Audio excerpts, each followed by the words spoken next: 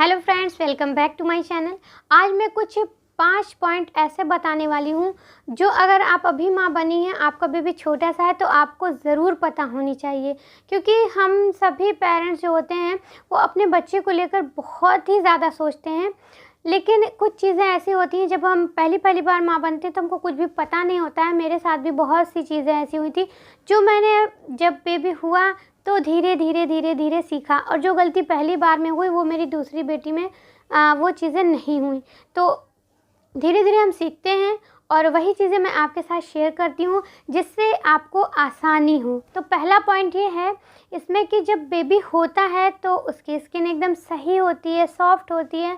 लेकिन कभी कभी ऐसा आपने देखा कि बेबी हुआ, फिर उसके 2-4 दिन बाद या 10-15 दिन बाद बेबी की पूरी स्किन पे, फेस पे, बैक एरिया पे, पीठ पे और डायपर एरिया में, यहाँ पे मतलब बहुत सारी ऐसी जगह है जहाँ पे रेड रेड कलर के दाने निकल आते हैं, या कई बार वाइट से पानी पानी वाले दाने निकल आते हैं, पानी जैसे उसमें पानी भरा हुआ रहता है। तो रेड वाले या वाइट वाले कोई से भी दाने निकल आए। तो ऐसा क्यों हुआ? क्योंकि जब बेबी हुआ था तब तो एकदम ठीक था, अचानक से ऐसा क्या हो गया? तो उसमें होता क्या है कि जब बेबी होता है फिर उसके बाद हम उसकी मसाज शुरू करते हैं। तो कई बार जो ऑयल हम लेते हैं वो बच्चे को सूट नहीं करता है। तो जब बच्चे को वो सूट नहीं करता है तो बच्चे की स्किन इतनी ज़्यादा नाजुक होती है कि तुरंत उसमें रैशेज़, दाने, एलर्जी हो जाती है।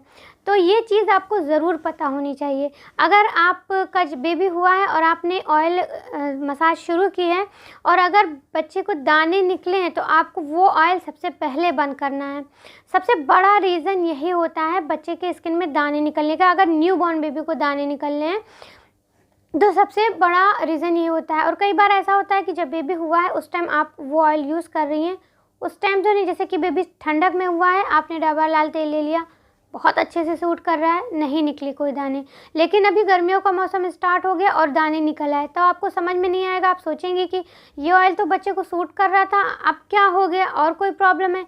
तो कई बार ऐसा होता है कि कुछ ऑयल ऐसे होते हैं जो बहुत ज़्यादा गर्म होते हैं, वो सर्दियों में तो बच्चे को सूट करते हैं लेकिन गर्मी में नहीं सूट करते हैं। तो आपको ऑयल पे बहुत ज़्यादा ध्यान देना होगा कि कौन सा चूज़ करें, कौन सा बेबी को सूट कर रहा है।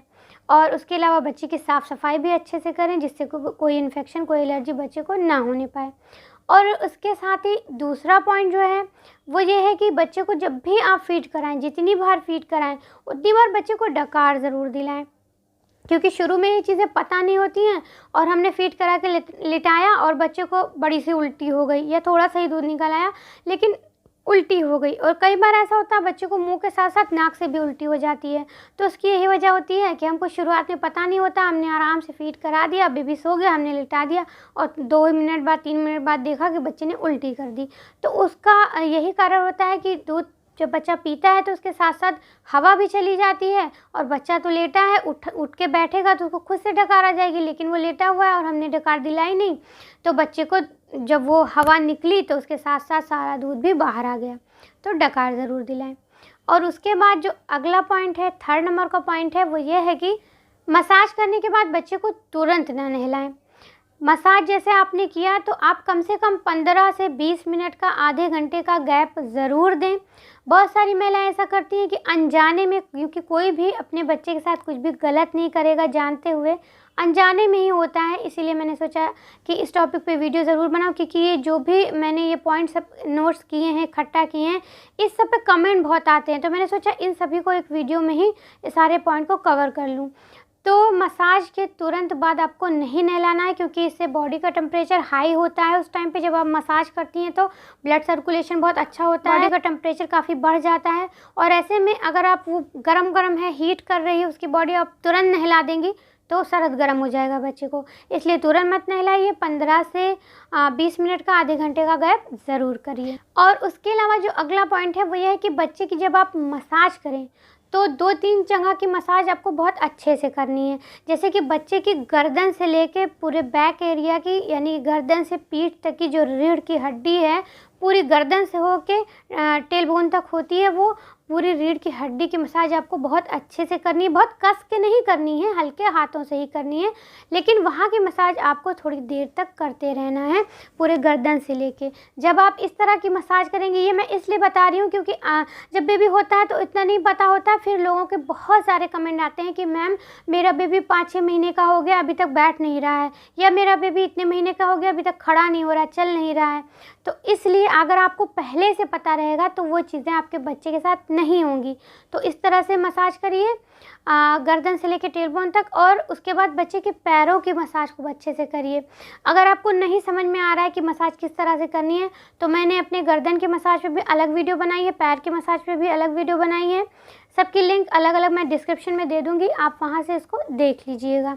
तो जब आप इस तरह से बच्चे की मसाज करेंगी, इन चीज़ों का ध्यान रखेंगी, तो बच्चा टाइम से पलटने लगेगा, टाइम से बैठेगा, टाइम से चलने लगेगा। तो इन सभी में आगे आपको परेशानी नहीं होगी।